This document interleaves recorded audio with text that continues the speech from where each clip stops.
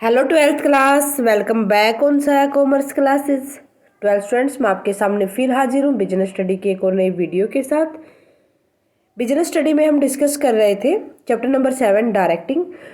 Directing के अंदर हम कम्युनिकेशन टॉपिक डिस्कस कर रहे थे। कम्युनिकेशन टॉपिक के अंदर हमने फॉर्मल इनफॉर्मल कम्युनिकेशन क्या होता है, कम्युनिकेशन मीनिंग को हमने समझ लिया था, मतलब बेसिक हमने समझ लिया था विद टाइप ऑफ कम्युनिकेशन। उसके बाद आज की वीडियो में हम डिस्कस करेंगे बैरियर्स टू कम्युनिकेशन। जब हम कम्युनिकेट करते हैं कोई भी information one level to another level या सुपीरियर अपने सबॉर्डिनेट को, उसके अंदर कौन कौन से बैरियर आते हैं।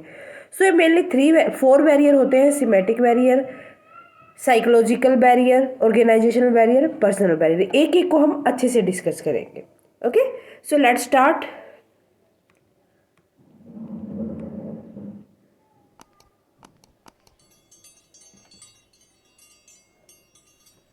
ओके, बात की जाए barrier to communication, semantic barrier. जो सिमेटिक बैरियर है, जो कि कोई भी मैसेज अगर हमें पहुंचाना है अपने सबॉर्डिनेट को या अपने one level to another level तक, तो उसके अंदर कुछ ऑब्स्ट्रक्शन और कुछ प्रॉब्लम्स आपको इनकोडिंग और डिकोडिंग में देखने को मिलती है।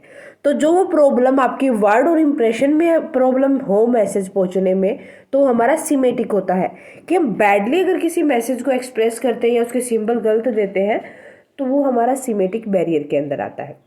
ठीक है, सिमेटिक बैरियर के कारण क्या क्या होते हैं। फर्स्ट देखो, बैडली एक्सप्रेस मैसेज। जब हम कोई भी मैसेज किसी अदर पर्सन तक पहुंचाते हैं, या मैं बात करूं कि जब मैं आपको कोई भी क्लास डिलीवर करती हूं, अगर मेरी वोकेबलरी इनएडुकेट है या मैं कोई भी रॉन्ग वर्ड यूज़ करती हूँ या जो कोई भी इंपॉर्टेंट वर्ड है उसको गलत लिखती हूँ, तो वो क्या होगा, आपको आप तक रीडेबल नहीं होगा। एक तो बात, मेन तो बात यही होगी, आपकी समझ में भी नहीं आएगा। इसीलिए जब आपका कोई भी क्वेश्चन मिस्टेक ज़्यादा होती तो क्वेश्चन आपको समझ नहीं आता। तो बैडली एक्सप्रेस यही है, जब कोई भी मैसेज हमने सेंड किया किसी को, वो इनएडुकेट वोकेबलरी के साथ हो, रॉन्ग वर्ड यूज़ किए गए हों, इंपॉर्टेंट वर्ड की ओमिशन हो, स्पेलिंग मिस्टेक हो, या हम कह सके कि फ्रेमिंग द मैसेज इम्प्रॉपरली, हमने जो मैसेज लिखा था वो इम्प्रॉपरली फ्रेम किया था, so that may distort the understanding and readability of the message. ये हमें मैसेज को अच्छे से रीड करने में और उसको समझने में प्रॉब्लम लेके आते हैं। एक ये सिमेटिक बैरियर के कारण होता है। दूसरा होता है सिंबल्स विद डिफरेंट मीनिंग, कि जब हम कोई भी मीनिंग आइडल्स वगैरह यूज़ करते हैं या आइडल्स वगैरह यूज़ करते हैं, तो वहाँ पर अगर हमने कोई भी ऐसा सिंबल लिया है जिसका मीनिंग डबल मीनिंग लगता, तो समझने वाले पे डिपेंड करता है कि उसका मीनिंग क्या समझता है। जो जिसके मल्टीपल मीनिंग होते हैं, तो वहाँ पर भी मैसेज थोड़े से बैरियर आता है, समझ नहीं आता। या हम कह दें कि जब कोई भी, जैसे हमने एक डियर और डियर यूज किया है। डियर एक हमारा, देखो डियर ये हमारा प्रिय भी होता है, डियर हमारा हिरन भी होता है। तो ये थोड़ा सा समझने में उस बंदे को प्रॉब्लम क्रिएट कर देता है। ठीक है, वर्ड्स विद मल्टीपल मीनिंग में change the intended meaning of the message such as idle and idle. ये दोनों के मीनिंग अलग अलग होते हैं। जैसे वैल्यू होता है, वैल्यू का मतलब प्राइस भी होता है, इंपॉर्टेंस भी होता है। डियर बता दिया मैंने कि डियर का मतलब हिरन भी होता है और प्रिय भी होता है। तो ये सारी चीज़ें सिंबल के कारण भी सिमेटिक बैरियर आपको देखने को मिलते हैं कम्युनिकेशन में। उसके बाद है फॉल्टी ट्रांसलेशन। फॉल्टी ट्रांसलेशन का मतलब यही होता है, जब कोई भी मैसेज को रिसीव करने वाला होता है, अगर वो इंग्लिश में से हिंदी में कन्वर्ट करता है, तो कुछ मतलब कन्वर्जन में भी उसकी प्रॉब्लम हो जाती है। मतलब कोई भी इंग्लिश की हिंदी बनाने में, वो कन्वर्जन में भी, उसको ट्रांसलेट करने में भी प्रॉब्लम हो जाती है। तो फॉल्टी ट्रांसलेट के कारण भी आपको सिमेटिक बैरियर कम्युनिकेशन में देखने को मिलेगा। नेक्स्ट आता है अनक्लेरिफाइड अजम्पशन। जब सेंडर और रिसीवर अलग अलग अजम्पशंस यूज करते हैं किसी भी मैसेज को लिखने में या हम बात करें, तो जब वो अलग अलग अनक्लेरिफाइड अजम्पशन यूज करेंगे लिखने में, तो जो मैसेज डिलीवर होगा जिस बंदे तक, उसका रिजल्ट यही देखने को आएगा कि वो उसको समझ नहीं आएगा। ठीक है, वो अच्छे से उस मैसेज को नहीं समझ पाएगा। Got it. उसके बाद आता है टेक्निकल जार्गन्स। टेक्निकल जार्गन्स के अंदर आपको जो टेक्निकल वर्ड होते हैं वो कॉमर्स के अंदर अलग होते हैं, वैसे हम बात करें जनरल नॉन कॉमर्शियल तो वो अलग अलग होते हैं। अगर हमने कुछ ऐसे वर्ड्स लिखे हैं जिनका मीनिंग कॉमर्स में अलग और वैसे अलग होता है नॉन कॉमर्स में, तो वहाँ पर उसको बोलते हैं हम टेक्निकल जार्गन्स। तो इसको भी हम कह सकते हैं कि वो कम्युनिकेशन करने में ये एक तरीके का बैरियर लेके आता है, जिसको हम सीमेटिक बैरियर कहते हैं। ओके, तो यहाँ पर एक चीज़ और देख सकते हो, जब आप फ़ोन के अंदर आपने ग्रामेटिकल मिस्टेक ये क्लियरफाई कर रखा है कि जो ग्रामेटिकल होगा वो ठीक होगी आपकी मिस्टेक, ठीक है। तो उस कंडीशन में आप कई बार जो स्पेलिंग लिखने जाते हैं उसका जो मतलब हम जो जनरल लैंग्वेज में हम टॉक करते हैं, किसी से मैसेज के ऊपर बात करते हैं तो हम अपनी लैंग्वेज में बात करते हैं। अगर वहाँ पर कोई भी ग्रामेटिकल ठीक करके वो लिखता है हमारा फ़ोन, तो वो भी एक टेक्निकल जार्गन्स होता है जो अलग ही मीनिंग निकाल देता है उस मैसेज का। ओके, सो उसके बाद आता है body language and gesture decoding. यहाँ पर जो बॉडी मूवमेंट होते हैं, हमारे गेस्चर होते हैं, वो कई बार जो हम बात कहना चाहते हैं कि हम एक्सप्रेशन किसी अलग तरीके से देते हैं तो उसका रॉन्ग मीनिंग सामने वाले को समझ आता है, ठीक है। मान लो कि आप कोई भी अच्छी बात बता रहे हो अपने सुबॉर्डिनेट को, बट आप गुस्से में हो तो उस टाइम पर अपने हाथ की जो मूवमेंट होगी आपके गुस्से की वजह से, बेशक ही कोई भी बात अलग हो तो जो एंगरनेस है आपकी वो सामने वाले को दिखेगी। ओके, तो ये सब थे सीमेटिक बैरियर जो कम्युनिकेशन में बैरियर लेके आते हैं। उसके बाद आते हैं साइकोलॉजिकल बैरियर। साइकोलॉजिकल बैरियर का मतलब ये होता है कि यहाँ पर जो उनका दिमाग से क्या सोचते हैं उस बात को, लिखने वाले ने अलग लिखी है वो बात, अब जिसके पास वो मैसेज कन्वे होगा वो उसको अलग तरीके से सोचेगा। मान लो कोई भी मैसेज किसी भी मैच्योर पर्सन ने लिखा है और वो अनमैच्योर पर्सन के पास चला जाता है तो उसका मीनिंग अलग वो ले सकता है। तो उनके माइंड के अकॉर्डिंग आपका मैसेज का मीनिंग इन्फ्लुएंस होता है, वो साइकोलॉजिकल बैरियर कहलाता है।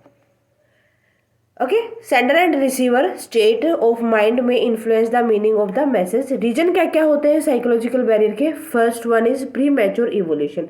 जो जजमेंटल होता है या हम कह सकते हैं कि बेस्ड नेचर होता है, वो रिसीव करता है अगर कोई भी किसी बंदे ने अच्छी तरीके से बाय जजिंग मतलब गुड जजमेंटल के साथ कोई मैसेज लिखा है।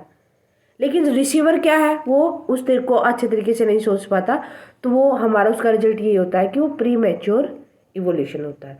लाइक रिसीवर और या लिसनर में assume the in advice his boss is going to shout at him, उस पर चिल्ला देता है, ठीक है। This may lead to biasness in listening. अब पहले आपने उसको गुस्सा कर दिया, भाई अब तो उसके दिमाग में चलेगा ना ये कितना घटिया इंसान है, क्यों मेरे पे गुस्सा किया। अब वो उसके फायदे की बात कहेगा तब भी वो उसको नेगेटिव लेगा। तो ये हमारा प्री मैच्योर इवोल्यूशन होता है जो साइकोलॉजिकल बैरियर आता है। Lack of attention. कई बार क्या होता है कि जो रिसीवर या जो सेंडर होता है वो अपने उसका दिमाग कहीं और होता है और काम कुछ और कर रहा होता है, तो उस टाइम पर भी क्या कर देता है, वो साइकोलॉजिकल बैरियर देखने को मिलता है कि उसने ध्यान नहीं दिया और कोई भी इनइफेक्टिव कम्युनिकेशन या मैसेज उसने सेंड कर दिया, कन्वे कर दिया। ओके, देन उसके बाद आता है loss by transmission and poor retention.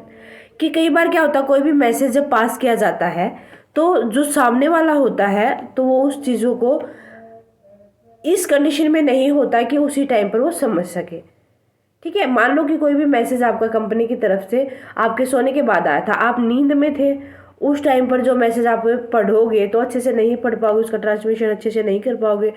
हो सकता है कि कुछ वर्ड आप गलत पढ़ लो, उसका एक्यूरेट आपको इन्फॉर्मेशन मिले, ठीक है। तो ये पुअर रिटेंशन की वजह से होता है जो साइकोलॉजिकली बैरियर के अंदर आता है। Distrust.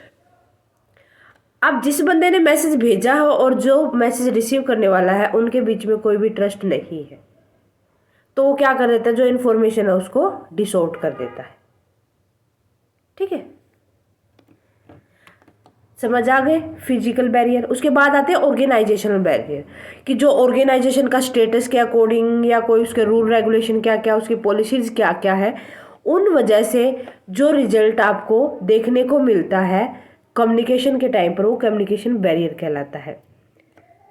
Organisational authority relationship rules regulation में result in communication barrier.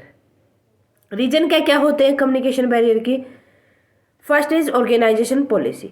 Organisation जितनी भी पॉलिसी बनाई जाती है, अगर वो फ्री फ्लो ऑफ कम्युनिकेशन को सपोर्ट नहीं करती तो वो भी एक बैरियर हो जाता है कि अच्छे से मैसेज कन्वे नहीं होगा, ठीक है, सुपीरियर का सबॉर्डिनेट को। उसके बाद रूल्स एंड रेगुलेशन, कि भाई अगर किसी भी कंपनी के अंदर कोई भी कम्युनिकेशन पाथ है वो इतना स्ट्रिक्टली आपने अपना रखा है तो उस टाइम पर उसका रिजल्ट यही होगा कि जो अपना इंफॉर्मेशन है वो डिले हो जाएगी, कम्युनिकेशन अच्छे से नहीं हो पाएगा। उसके बाद है स्टेटस। जैसे स्टेटस का मतलब यही होता है, कोई भी मैनेजर होता है वो क्या करके चलता है कि वो ये सोचता है कि भाई जो कोई भी अगर मैसेज वो कन्वे करेगा अपने सबॉर्डिनेट को तो वो थोड़ा सा ये दिखाएगा कि हाँ भाई मैं तेरा सुपीरियर हूँ। तो सुपीरियर दिखाने के चक्कर में वो हाई फाई मैसेज भेजेगा और उस वजह से हैम्परिंग हो जाएगी कि जो कम्युनिकेशन है वो इफेक्टिवनेस नहीं रहेगा। ओके, देन उसके बाद आता है कॉम्प्लेक्सिटी इन ऑर्गेनाइजेशनल स्ट्रक्चर। कोई भी ऑर्गेनाइजेशन है अगर उसके अंदर बहुत ही ज़्यादा लेवल है, मतलब जो मतलब हाई लेवल पर टॉप लेवल है जो, उसी में सब सेक्शन बहुत बना रखे हैं, उसी के अगर सब सेक्शन है फिर उसके बाद मिडिल लेवल के सब सेक्शन आ जाते हैं, तो ये सारी की सारी चीज़ें कम्युनिकेशन में डिले करती हैं, ठीक है। किसकी वजह से? क्योंकि जो वहाँ पर एक उसको चेक करने वाले भी तो बहुत सारे बंदे होंगे ना। ओके, उसके बाद आता है ऑर्गेनाइजेशनल फैसिलिटीज़। अगर इम्प्रॉपर आपके पास फैसिलिटीज़ है, वो अफेक्टिवनेस के साथ कोई भी कम्युनिकेशन का फ्री फ्लो नहीं करते, उस टाइम पर भी प्रॉब्लम देखने को मिलती है। क्योंकि जो एक फ्री और इफेक्टिव जो फ्लो होता है कम्युनिकेशन का वो ऑर्गेनाइजेशन फैसिलिटी के अकॉर्डिंग ही होता है। जैसे उनके बीच में social gathering, complaint box, transparency, organisation, in organisation, तो ये सारी की सारी चीज़ें अच्छे से कम्युनिकेशन करने में हेल्प करती है। बट अगर ये सारी की सारी फैसिलिटी नहीं होंगी तो information one level to another level नहीं पहुंच पाएगी। Got it? क्लियर है? सो ये थी हमारी ऑर्गेनाइजेशनल बैरियर्स। उसके बाद लास्ट आती है हमारी पर्सनल बैरियर, जो किसी भी एक इंसान की वजह से, किसी भी एक पर्सन की वजह से अगर कोई भी बैरियर आता है, चाहे वो सेंडर हो चाहे वो रिसीवर हो, तो वो पर्सनल बैरियर कहलाती है। These barriers arise due to the personal factor on the part of both the sender and the receiver, which may affect effective communication। जो किसको इफेक्ट करके चलेंगी? इफेक्टिव कम्युनिकेशन को। रीजन क्या क्या होंगे इसके? First one is fear of challenge to authority. भाई हम सुबॉर्डिनेट के दिमाग में वैसे ही उसके सुपीरियर को लेके डर रहता है, भाई अगर मैंने उसका काम अच्छे से नहीं किया, अगर उसने जो मेरे को बात कही थी वो मैं अच्छे से नहीं समझता तो प्रॉब्लम होगी, कहीं वो मेरे को डांट ना दे, उसके मन में डर होता है ना। तो जो सुपीरियर होता है वो कई बार अगर ये लगे कि जो सबॉर्डिनेट है वो काम करने वाला नहीं है, उसको कुछ फ़ायदा नहीं काम करने का, उस कंडीशन में भी क्या होगा कि जो कम्युनिकेशन लेवल है वो ख़राब हो जाएगा, कम्युनिकेट नहीं कर पाएगा वो इन्फॉर्मेशन। देन उसके बाद आता है lack of confidence of superior on his subordinate. वही बात मैंने अभी बताई थी कि जो सुपीरियर है उसका अपने सबॉर्डिनेट पर कॉन्फिडेंस नहीं है कि वो अपना इतना काम कर पाएगा। अगर वो उसको कोई भी सजेशन देता है, ओपिनियन देता है, क्या वो उसको फॉलो कर पाएगा? अगर ये कॉन्फिडेंस की कमी है तो इस कंडीशन में क्या होता है कि जो अपने सजेशन देता है और ओपिनियन देता है वो उनका वेलकम नहीं कर पाता और ना ही वो उसको देता है। भाई मेन बात यही है, ठीक है। देन उसके बाद आता है अनविलिंगनेस टू कम्युनिकेट। सबॉर्डिनेट यहाँ पर क्या करते हैं, सुनने के लिए तैयार ही नहीं है। जो सुपीरियर ने बात कही थी वो उसके सिर के ऊपर से जाती है, इस मेंटल स्टेट में नहीं है कि वो उनकी बातों को समझ सके और फॉलो कर सके। ये भी एक इनइफेक्टिव कम्युनिकेशन को लीड करके चलता है, जो कि पर्सनल बैरियर हो गया ना ये। Lack of proper incentives. भाई कई बार क्या होता है कि अगर एम्प्लॉयज़ को प्रॉपर तरीके से इंसेंटिव्स नहीं दिए जाए, अगर उसने अच्छा काम किया है उसके बदले में उसको सराहना नहीं की जाए, कोई भी एक्स्ट्रा बेनिफिट ना दिया जाए, तो वो डिस्करेज हो जाता है, डिसअपॉइंटेड हो जाता है अपने उस काम से। तो इस वजह से भी वो क्या करता है कि जो इनिशिएटिव है या कोई भी इंफॉर्मेशन है उसको अच्छे तरीके से वो शेयर नहीं करता। ठीक है, ये कुछ पर्सनल बैरियर थे जो कि आपको कम्युनिकेशन में देखने को मिलते हैं one level to another level. Hope आपको अच्छे समझ आ गए होंगे स्टूडेंट। ओके, सो आज के लिए बस इतना ही। मिलते हैं नेक्स्ट वीडियो में। नेक्स्ट वीडियो में हम नेक्स्ट टॉपिक को डिस्कस करेंगे। आज की वीडियो में कोई भी डाउट है या कोई भी बैरियर या कोई भी टॉपिक आपको अच्छे से समझ नहीं आया तो मुझे कमेंट सेक्शन में लिख दे, साथ ही साथ कमेंट करके बता दे कि वीडियो कैसी लगी। अगर आपको हमारी वीडियोस अच्छी लगती है प्लीज़ अदर स्टूडेंट्स के साथ भी ज़्यादा से ज़्यादा शेयर करें। अगर आप चैनल पर नए हैं तो फटाफट से साया कॉमर्स क्लासेस को सब्सक्राइब कर लें, बेल आइकन को दबा लें ताकि आने वाली वीडियो की नोटिफिकेशन आपको मिल सके। Thank you students, bye bye and take care. मिलते हैं नेक्स्ट वीडियो में।